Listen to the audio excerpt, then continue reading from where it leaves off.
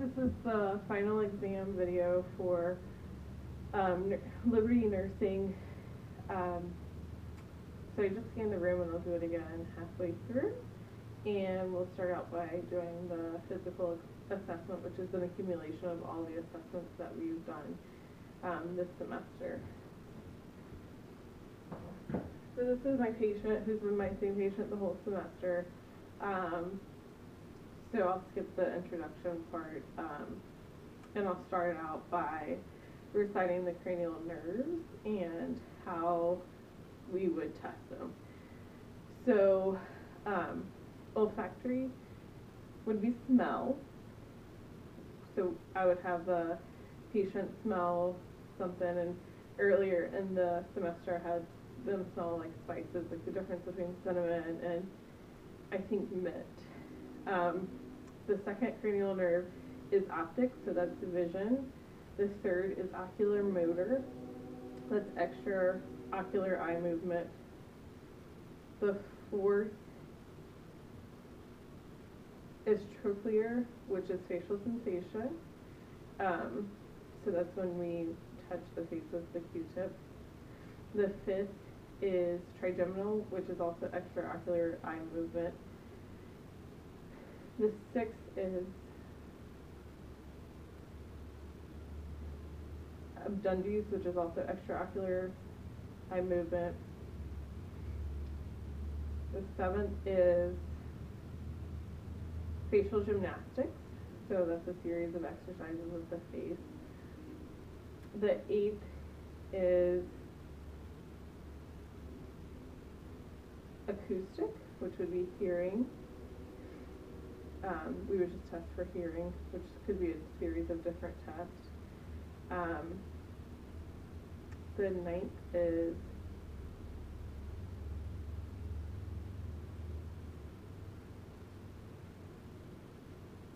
glossopharyngeal, and the 10th is vagal, and they're both dealing with the soft palate, swallow, speech, and gag. 11th would be shoulder shrug, and then the last one would be hypoglossal, which is dealing with the tongue. So I will be testing those as we go along through the different parts of our assessment. So the first part of the assessment is to assess the skin. So we would just look over the patient's skin. We would look for skin color noted to be within normal limits for race. There's no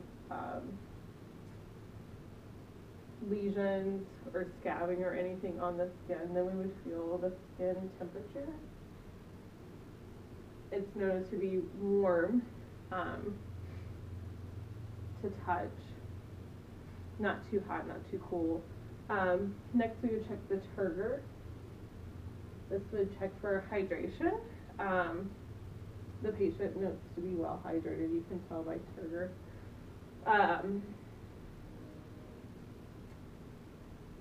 We would check turgor on both upper and lower extremities, so I'll go ahead and do that on the lower. Can you just stick on your top chalk for me? Thank you. Again, turgor noted to be good for the lower extremity as well. Upper and lower extremity, good appearance, skin turgor color, warmth, temperature, no lesions on either one. Next we would go over and check the nail beds.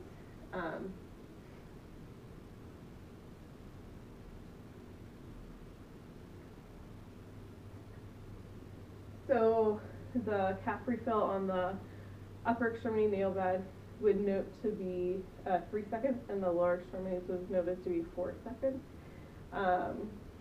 The nails adhere to the skin well. There's no clubbing noted or deformities of the nail. Nothing like splinter hemorrhages or anything that we would have concern for like cardiac issues. So the nails are noted to be within normal limits as well. Next we would move up to the face. So we'll start with the eyes.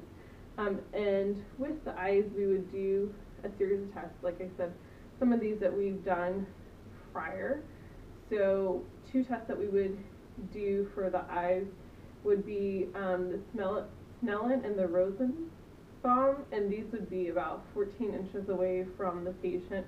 We did those earlier in the semester, and this would test distance vision and then close vision in the patient passed well with no glasses or contacts, and vision noted to be 20/20, and the patient stated that this was the norm for him. The next thing we would do with the eyes, we would check the eyebrows,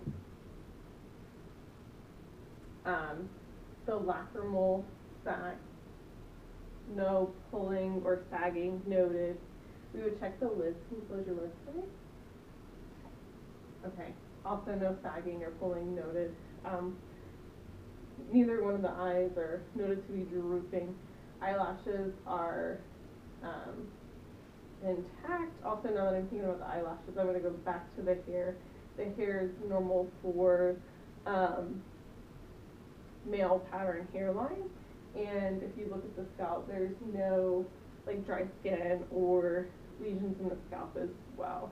Sorry, so we can defer back to the eyes now. So next we want to check pupils. Let me grab my light. We're checking a few things with the pupils. We are checking round, reactive to light, equal, the pupils equal in size, and light accommodation. So we'll check all of those things now.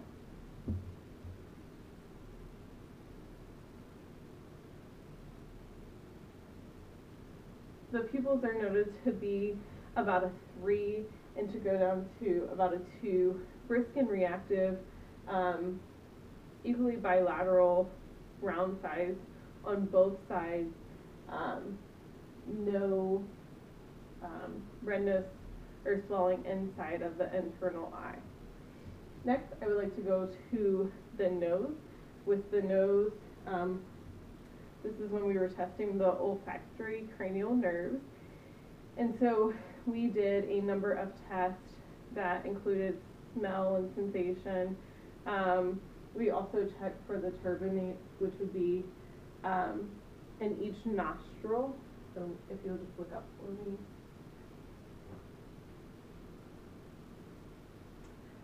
Both noted to be there. Also, can you hold one of your nostrils and inhale, and then the other? Good.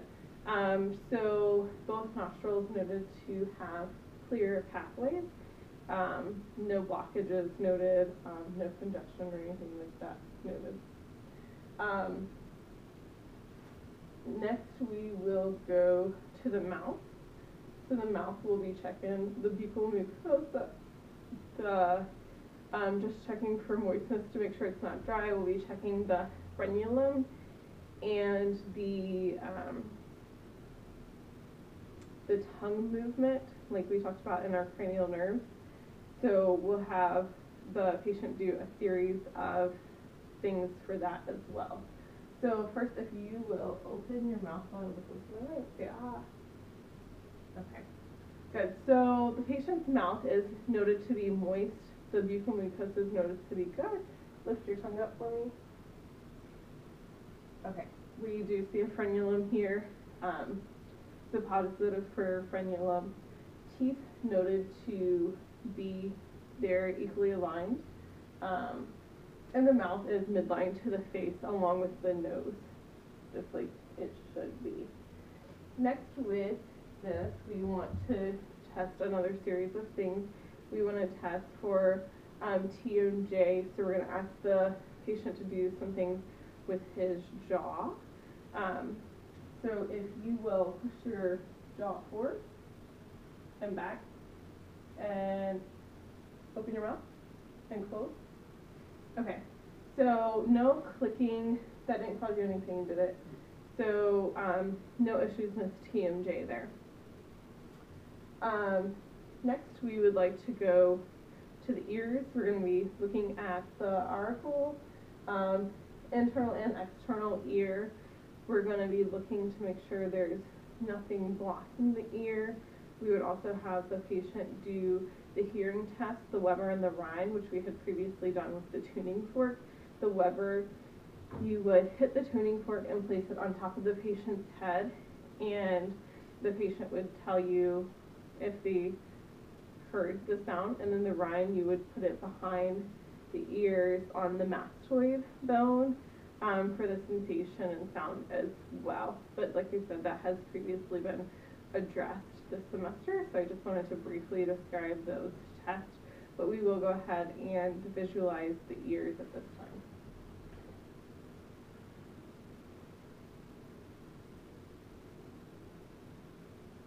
No ear pain. Okay, good.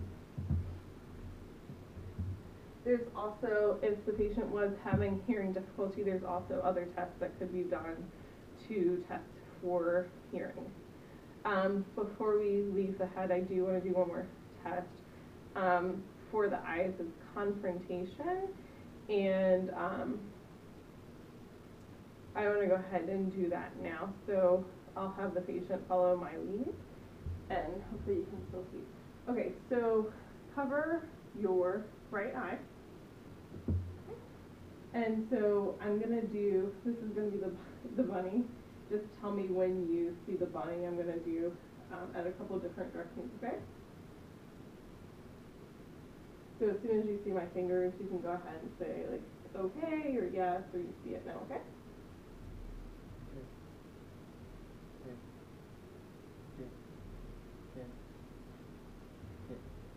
Okay, now let's do the other eye.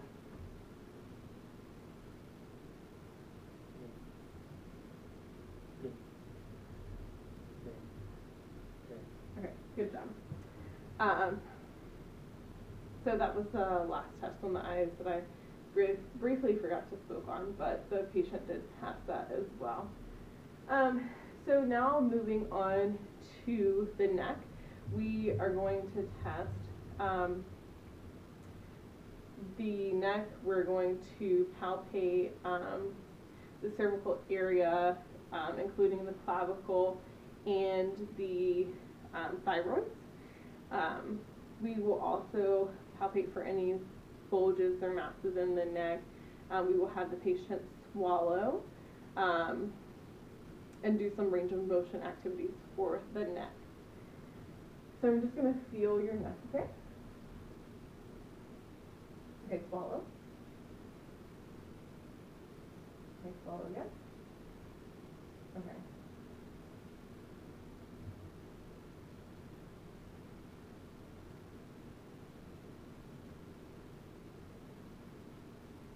Okay, you can feel the thyroid when the patient swallows, also the cervical area.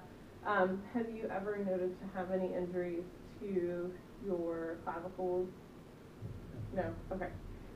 No injuries or masses or lesions noted in that area as well.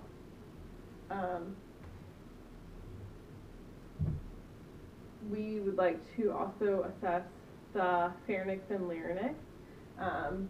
We can palpate, and then also we can listen to the throat to make sure that we're not hearing any stridorous activity. This is really helpful too to differentiate between lung sounds and then stridorous airway sounds. So we'll take a listen to that now. Okay, and I just want you to breathe regular.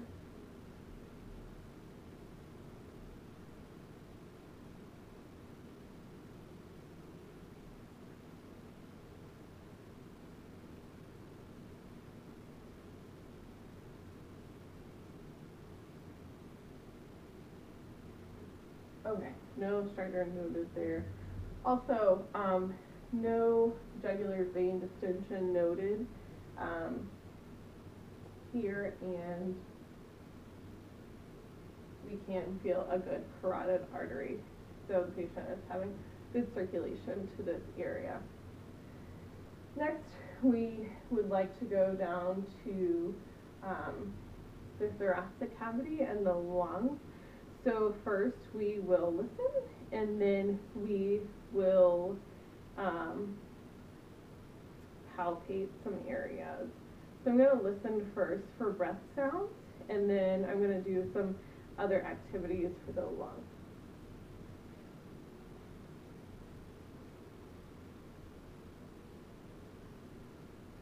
Okay, let me set up a little further.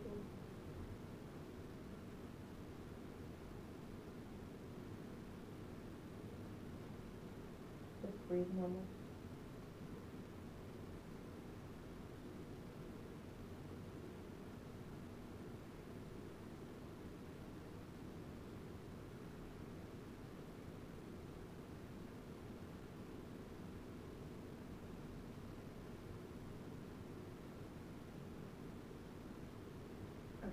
If you will turn around for me, and we can kind of move this out so that it'll be easier for you to turn. Okay. I'm gonna listen anteriorly and posteriorly.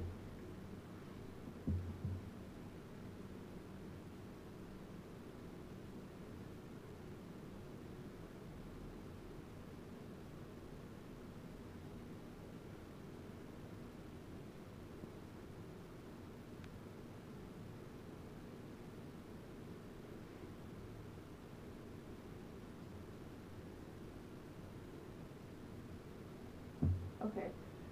Breath sounds noted to be clear and equal bilaterally, anterior and posteriorly. Next, we're going to do the tactile primitive exercise, where I will place my hands and have the patient say 99 each time I go up and down. So I'll do that at this time. Okay, so you probably remember this exercise from a couple weeks ago, but sit up straight for me. And then each time I move my hands, I want you to say 99, okay? Okay, go ahead and start. 99, 99, 99, 99. Okay, good. So that was tactile primitus, and that was noted to be good and within normal limits. Vibration sensation felt throughout the lung field, or the thoracic area. Next, I want to do diaphragmatic excursion, or expansion. So I'm going to place my hands and have the patient breathe in and out for the diaphragmatic expansion. Okay, so take a deep breath in and out. One more time. In, deep breath, and out. Okay. Diaphragmatic expansion noted to be good as well.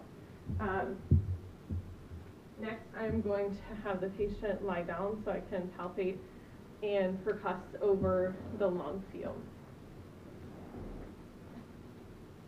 Thank you.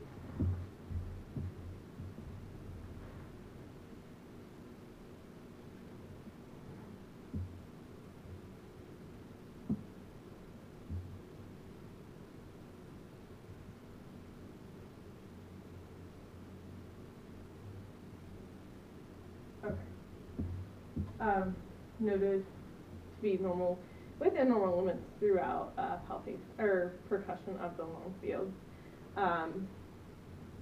We can gently palpate and just make sure we don't feel any masses or bulges, which we don't. Okay, go ahead and sit up for me. At this time, I will go ahead and hand the room.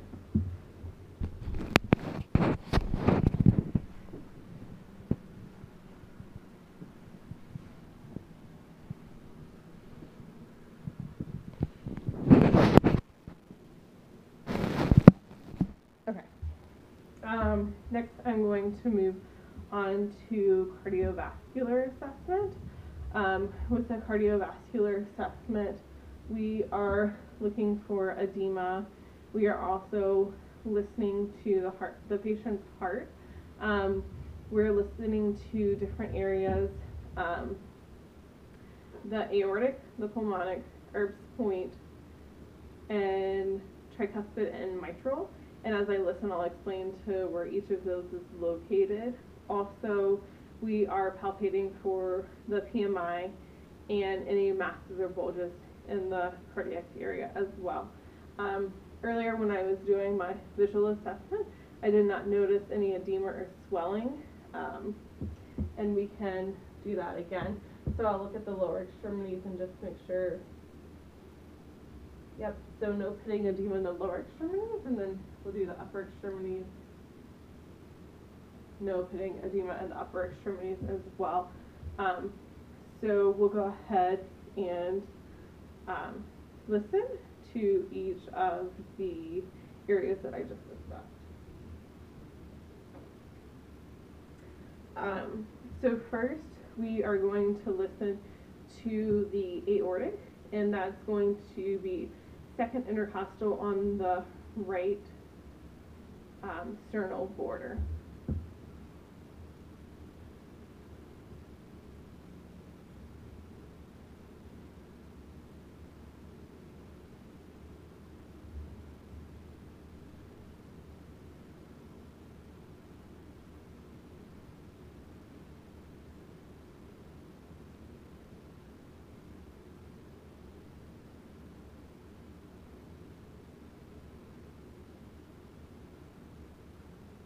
Okay, we were able to hear those sounds.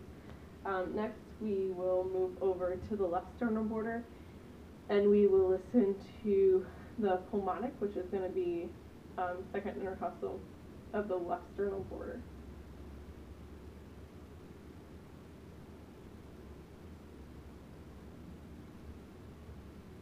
Okay. Next, we will listen to Erb's point, which would be the third intercostal of the left sternal border.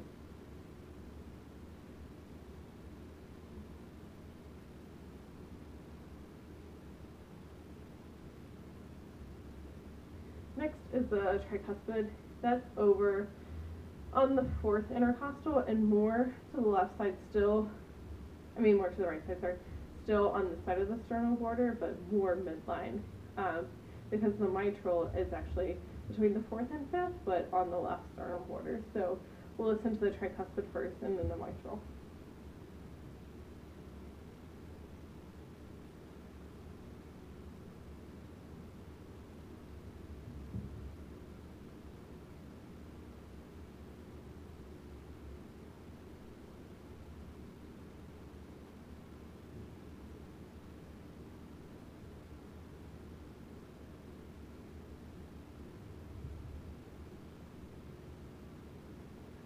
Okay.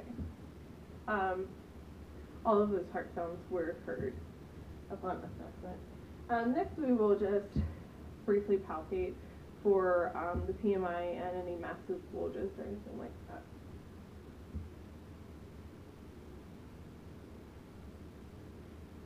Okay, and everything feels within normal limits there. Next, I would like to move, part of the cardiovascular, I would like to do all of the pulses. So we'll start with the temporal pulses.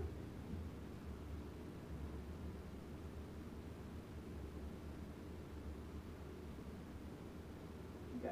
So they are strong and equal bilaterally.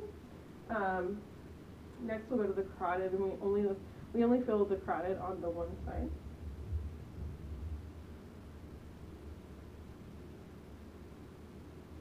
Okay. We will now do the brachial. We can do the brachial bilaterally.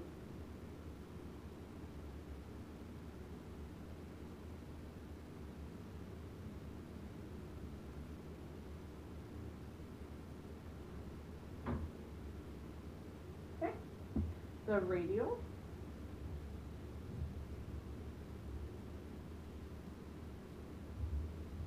Okay. The popliteal behind the knees.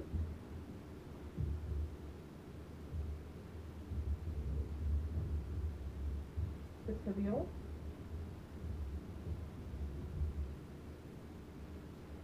And our dorsalis pedis, or pedal pulses. Good. So they were all felt and noted to be all strong and equal bilaterally throughout. Next, we will move on to our abdominal assessment. With the abdominal assessment, we're going to listen to bowel sounds. We are going to percuss the abdomen. We are going to palpate. We are going to look for the kidneys, the spleen, and the liver. We are going to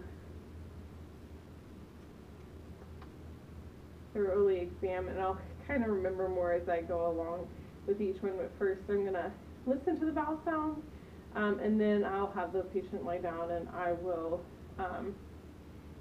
auscultate, palpate, and percuss throughout. So first I'm going to listen. Okay, you'll sit up for me.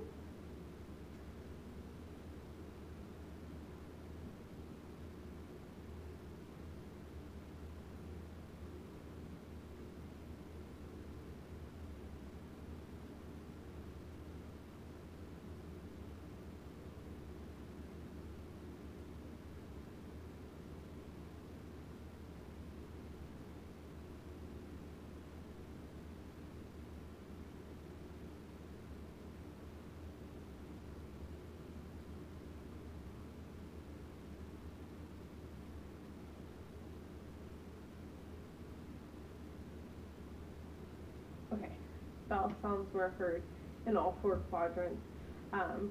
The lower quadrants were noted to be a little more sluggish than the upper quadrants, but we know before we can call them absent, we would have to listen in each quadrant for 5 minutes.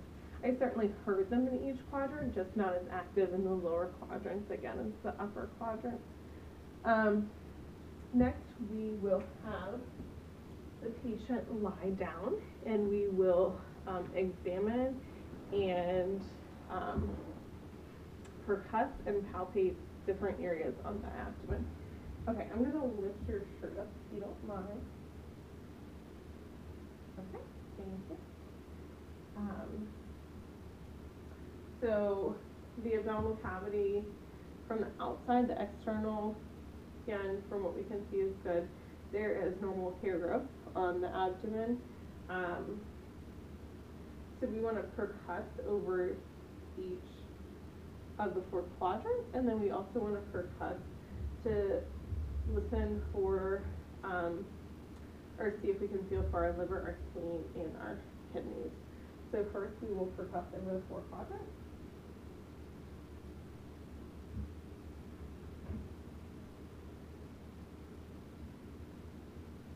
Okay, and next we will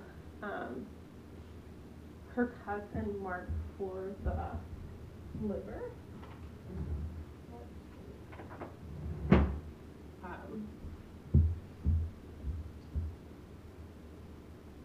Okay, so we are percussing from dullness to hyperresonance, and we'll measure in between, and then that's where we can feel for the ridge of the liver.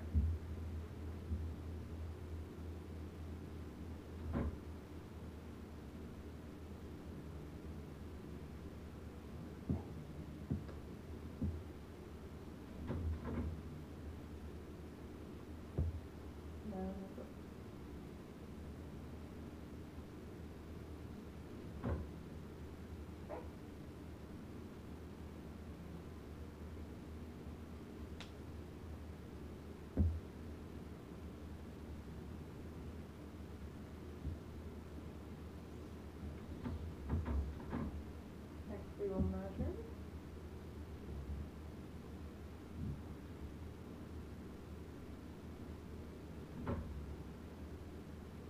Noted to be about 7 centimeters, which we would expect for this. So now we will know where to palpate for our liver.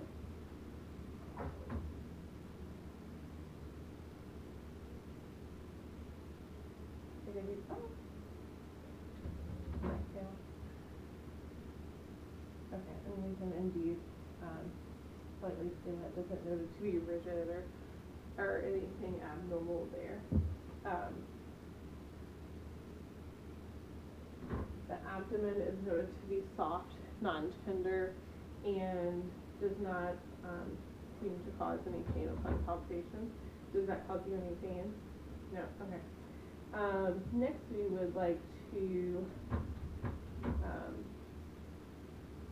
listen with the bell of our stethoscope and then palpate for the spleen and the kidneys.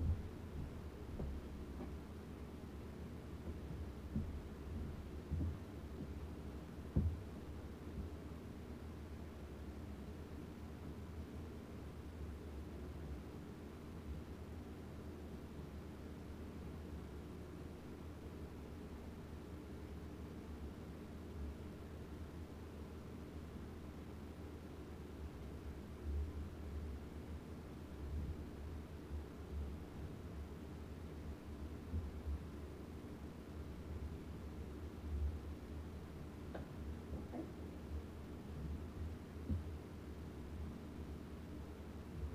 And it's normal if we can't, palpate the spleen because it's normal for, or the normal findings for it would be up under that costal margin. So typically you shouldn't really be able to palpate the spleen.